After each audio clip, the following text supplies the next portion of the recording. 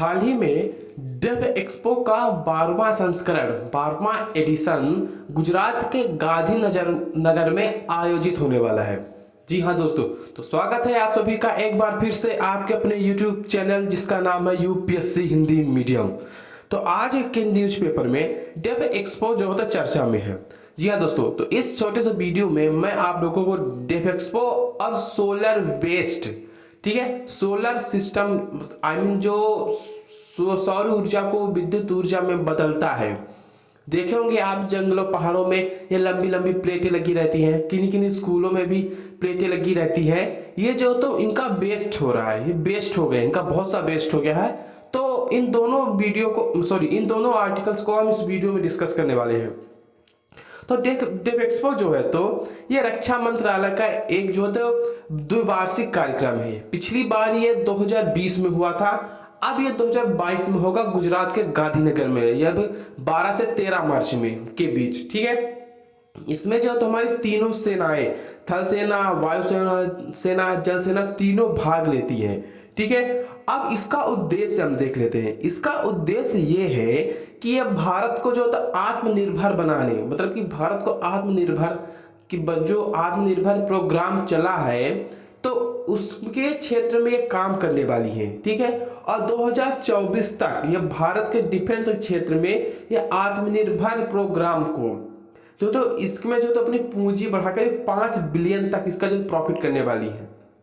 जी हाँ दोस्तों, मतलब कि अपने ही देश में सामान बनाना और उसका खुद यूज करना। अब दूसरे देशों से हवाई जहाज, हेलीकॉप्टर या रक्षा के सामग्री, इन सब को खरीद पर अब बैन लग रहा है। आई मीन बैन तो नहीं कह सकते हैं, लेकिन अब धीरे धीरे बहुत कम हो रहा है। अब आत्मनिर्भर पर जोर दिया जा रहा है। डेव एक्सपो का जो हम बता चुके हैं 11वां संस्करण जो 2020 में लखनऊ में आयोजित हुआ था और 2022 का आयोजित होगा गांधीनगर में, गुजरात में, ठीक है। तो अब हम देख लेते हैं कि इसके तहत मतलब आत्मनिर्भर भारत अभियान के तहत रक्षा क्षेत्र में क्या क्या सुधार हुए हैं, ठीक है। मतलब कि इसके एफडीआई, ठीक है, एफडीआई सीमा में संशोधन, ठीक है, ठीक है, इसको हम देख लेते हैं। मतलब एफडीआई जो है तो मतलब कि इसमें जो तो 49% से बढ़कर इसमें 74% तक की जो है तो बढ़ोतरी देखी गई है। रक्षा आयात विधेयक में कमी, सरकार जो है तो अब आत्मनिर्भर भारत के चलते अब विदेशों से जो आयात करती थी रक्षा के क्षेत्र में, चाहे वो गन हो जाए या फिर मतलब कि प्लेन वगैरह हो जाए, तो इन सब में जो तो कमी देखी जा रही है। और उसका उद्देश्य ये है कि भारत में ही इन सब का निर्माण हो। इससे हमारे भारत की जीडीपी भी बढ़ेगी और जो तो हमारा मेक इन इंडिया जो तो प्रोग्राम है वो भी जो है तो अपने हाई लेवल पे होगा, ठीक है। तो ये रहा हमारा छोटा सा एक आर्टिकल। तो हम बढ़ते हैं दूसरे आर्टिकल की ओर। ये वाला आर्टिकल हमारे जीएस पेपर 3 पर्यावरण प्रदूषण और गिरावट और जीएस पेपर 2 में मतलब सरकारी नीतियों और हस्तक्षेप से रिलेटेड है। तो आप लोगों को समझ में आ रहा होगा पर्यावरण प्रदूषण गिरावट मतलब सोलर बेस्ड है तो ये ठीक है, मतलब इससे तो रिलेट कर गया। अब हम बात करते हैं कि सरकारी नीतियों और हस्तक्षेप के बारे में। तो इसको मैं आगे डिस्कस करने वाला हूँ कि इस क्षेत्र से कैसे जो तो ये रिलेट हो रहा है आर्टिकल।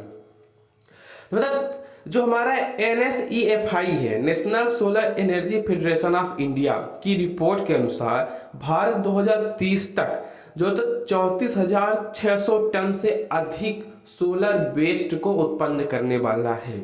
जी हाँ दोस्तों, मतलब आप तक अभी जो है तो कुछ दूसरे प्रदूषण सुने होंगे, मतलब कि ध्वनि प्रदूषण, वायु प्रदूषण, रेडियोधर्मी प्रदूषण, लेकिन एक और आ गया सोलर प्रदूषण, मतलब कि सोलर वेस्ट, ठीक है। मतलब कि आप लोग भी सोचिए मतलब कि अगर सरकार इसका यूज कर रही है, आप भी इसका यूज कर रहे हैं सोलर एनर्जी का, तो इसकी जो प्लेटें हैं वो कहीं ना कहीं तो कभी ना कभी तो खराब होगी ही, कहीं टूटेगी, कहीं फूटेगी, एकदम आधी तूफान में टेढ़ी हो जाती हैं। तो ये भी तो एक मतलब वेस्ट ही हो गया। अब एक कबाड़ के भाव में जा रहा है, लेकिन सरकार जो है तो इसके मतलब कि नियंत्रण में, मतलब कि इसका जो है तो उपयोग में इसका रिसाइकल के रूप में अभी तक कोई भी नियम कानून नहीं बना है। तो ये हो गई हमारी सरकारी नीतियां जो कि इस क्षेत्र में बिल्कुल भी आंख बंद करके बैठी हुई है। तो ये आर्टिकल हमारे जीएस पेपर 2 से भी रिलेट हो गया। मतलब कि भले मतलब कि हाँ बता चुके हमने कि मतलब भारत जो तो इसके भले ही जो तो सोलर एनर्जी की ओर वो आगे बढ़ रहा है भारत, लेकिन वो इससे जो तो उत्पन्न होने वाले कचरों की तरफ वो बिल्कुल भी ध्यान नहीं दे रहा है। तो ये तो हमारा बहुत गलत काम हो गया। आम आप खा रहे हो लेकिन उसकी गुठली फेंकने का आपका स्थान नहीं है, तो कहाँ फेंकोगे? जहाँ बैठे हो उधर ही अगल बगल तुम गंदगी फैलाओगे। तो सरकार को इस बारे में सोचना चाहिए। सौर अपशिष्ट जो है तो बेकार पड़े पैनलों से उत्पन्न होने वाला इलेक्ट्रॉनिक कचरा है। अभी तक ई बाइक हो गया, ई कार हो गया, अब ई कचरा भी हो गया। ठीक है, ई कचरा मतलब इलेक्ट्रॉनिक कचरा हो गया। इन्हें जो है तो देश में कबाड़ के रूप में बेचा जाता है। ठीक है, अगर इसके बारे में मतलब अभी नहीं सोचा गया ना, तो ये अगले आने वाले सालों में, ठीक है, मतलब अगले आने वाले 10 साल, लगभग 10 सालों में ये कचरा जो 4-5 गुना ज़्यादा बढ़ जाएगा। अब जहाँ देखोगे वहीं सोलर प्लेट ही पड़ी की पड़ी रहेंगी। भाई जितना यूज करोगे इतना ज़्यादा कचरा होगा। ठीक है, संभावना ये है कि इस दशक के अंत तक भारत को सौर कचरे की समस्याओं का सामना करना पड़ेगा। बिल्कुल सही बात है। और सौर कचरा जल्द ही लैंडफिल में कचरे का सबसे प्रचलित रूप बन जाएगा।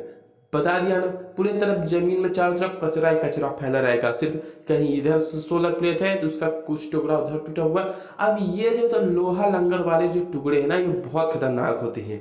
ठीक है, ठीक है। अब जबकि हम फोटोवोल्टिक वैश्विक बिजली का केवल 3% उत्पन्न करते हैं, वह दुनिया के 40% टेल्यूरियम, दुनिया के 15% चांदी, सेमीकंडक्टर ग्रेड क्वार्टर्स का एक बड़ा हिस्सा है और कम लेकिन फिर भी महत्वपूर्ण मात्रा में इंडियम, जस्ता, टिन और गैलियम का उपयोग करते हैं। सोलर पैनल की लाइफ जो है लगभग 20 से 25 साल होती है, इसलिए कचरे की समस्या दूर की कौन लगती है। हाँ, मतलब भले इसमें जो तो एक सोलर प्लेट की जो लाइफ सर्कल है वो 20 से 25 साल है, मतलब 25 साल के बाद वो खराब होगा। तो सरकार इस बात को लेकर थोड़ा सा ठंडी पड़ जाती है, क्योंकि 20-25 साल बाद जो गवर्नमेंट होगी वो इसको देखेगी, निपटेगी। लेकिन ऐसा नहीं है, 20-25 साल वो बहुत बड़ी प्रॉब्लम क्रिएट हो जाएगी। सौर पैनलों से बरामद कच्चे माल का बाजार मूल्य 2030 तक $450 मिलियन अमेरिकी डॉलर तक पहुंच सकता है। ये आप सोच रहे हैं ना, मतलब कि यहाँ से समेट कर पूरा कचरा वहाँ अमेरिका को बेचा जाएगा। ठीक है, तो इससे क्या होगा, वो भी कुछ ना कुछ अपना रिसाइकल का मतलब कि रिसाइकल का सिस्टम लगा के बैठा होगा, तब तक कचरा खरीद रहा है। अगर उसके पास रिसाइकल का सिस्टम है तो वो कुछ बदले में कुछ बना के वो देगा, जिससे उससे और भी ज़्यादा प्रॉफिट होगा। इस सिस्टम को हमें सीखना चाहिए। हमारे इंडिया में भी ऐसा कुछ हो कि हम सौर वेस्ट को हम रिसाइकिल करके कुछ नया जनरेट करें, जिससे कि ये जो हमारा कचरा है ना, वो कचरा नहीं है, हमारे लिए एक वरदान सा साबित हो।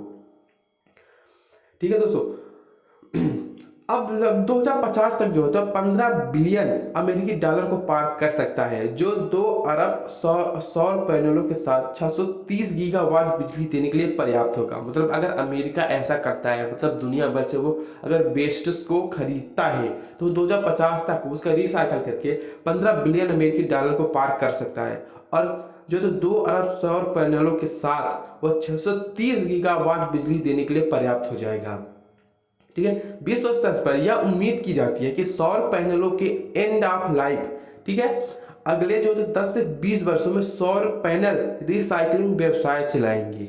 बिल्कुल सही बात है। इससे क्या होगा कि मतलब कि वो जगह जगह मशीनें स्थापित होंगी। ठीक है, सौर पैनल के मतलब जो वेस्टेज है उसको रिसाइकल करने के लिए, इससे भी फायदा होगा, मुनाफा होगा। अब इसमें हम यूरोपियन यूनियन के जो तो हम सिनेरियो देख लेते हैं, उनका क्या सिनेरियो है इस पक्ष में।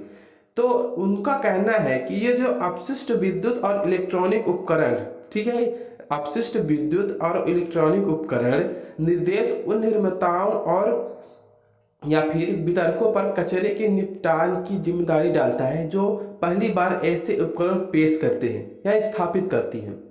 हाँ, मतलब यूरोपियन यूनियन ने बहुत अच्छा सा एक मतलब स्टेटमेंट दिया है इससे मतलब अपना पल्ला छुड़ाने के लिए कि ये कचरा वही फैलाते हैं जो इसे पहली बार यूज कर रहे हैं।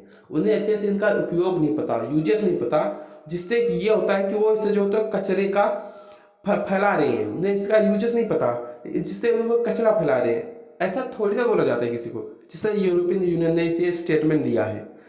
तो WEEE मतलब कि मतलब अपशिष्ट विद्युत और इलेक्ट्रॉनिक उपकरण के अनुसार पीवी मतलब फोटोवोल्टिक निर्माता अपने जीवन चक्र के अंत में मॉड्यूल के संग्रह, प्रबंधन और उपचार के लिए पूरी तरह से जिम्मेदार है। अब हम यूके का सिनेरियो देख लेते हैं। यूके में एक उद्योग प्रबंधित टेक बैक और रिसाइकलिंग योजना भी है, जहां सभी पीवी उत्पादकों, पीवी मतलब फोटोवोल्टिक उत्पादकों को आवासीय और सौर बाजार में बेचा जा रहा है। मतलब कि उसने यूके में भी जो तो इसके रिसाइकलिंग के लिए भी सिस्टम है। बस आप इतना आप जान लीजिए। तो ये रहा बस हमारा छोटा सा वीडियो। अब हम इसमें जो तो कुछ इसकी सिफारिशें मतलब इसमें दिया गया है, इसकी अवसंरचना हम देख लेते हैं उसकी रिसाइकलिंग की। तो पुनर्चक्रण मतलब रिसाइकिल अवसंरचना की लागत को कम करने के लिए निवेश की आवश्यकता है। अक्षय ऊर्जा जो है तो कचरे को कुशलता पूर्वक संभालने के लिए ऊर्जा और अपशिष्ट क्षेत्र के बीच समन्वय और लैंडफिल में समाप्त होने वाले सौर पैनलों से बचने के लिए अधिक पुनर्चक्रण संयंत्रों का निर्माण करना आवश्यक है। मतलब कि अगर आपके पास मतलब कि इतना पैसा नहीं है तो आप एज ए स्टॉक मार्केट जो है ना, शेयर मार्केट, तो उसकी तरह आप मतलब कि बहुत सारा मतलब कि धन भी इकट्ठा कर सकते हैं। आपको इसमें ज़्यादा बोझ भी नहीं लगेगा। आप अपना धन से मतलब जो आपके पास कैपिटल एकत्रित है आप उसे दूसरा काम कीजिए, और इस तरह जो तो आप मतलब लोगों से पैसा लेकर आप इसके रिसाइकलिंग का एक अच्छा इस्तेमाल कीजिए। ठीक है, जिससे कि ये जो वेस्टेज उत्पन्न हो रहे हैं इसका रिसाइकिल करके एक नया मतलब कि और ज़्यादा सौर पैनल एकत्रित हो जाए, जैसा कि यूएसए कर रहा है। अब देखिएगा वो 2050 तक वो 15 बिलियन अमेरिकी डॉलर इस कचरों से उत्पन्न कर लेगा, कचरों से कमा लेगा। ये रहा अमेरिका। तो कैसा लगा हमारा छोटा सा वीडियो चैनल को छोड़ने से पहले आप लगे हाथ वीडियो को लाइक और चैनल को सब्सक्राइब करना बिल्कुल भी ना भूलिएगा। तो मिलते हैं आप लोगों से अगले वीडियो में, तब तक के लिए बाय।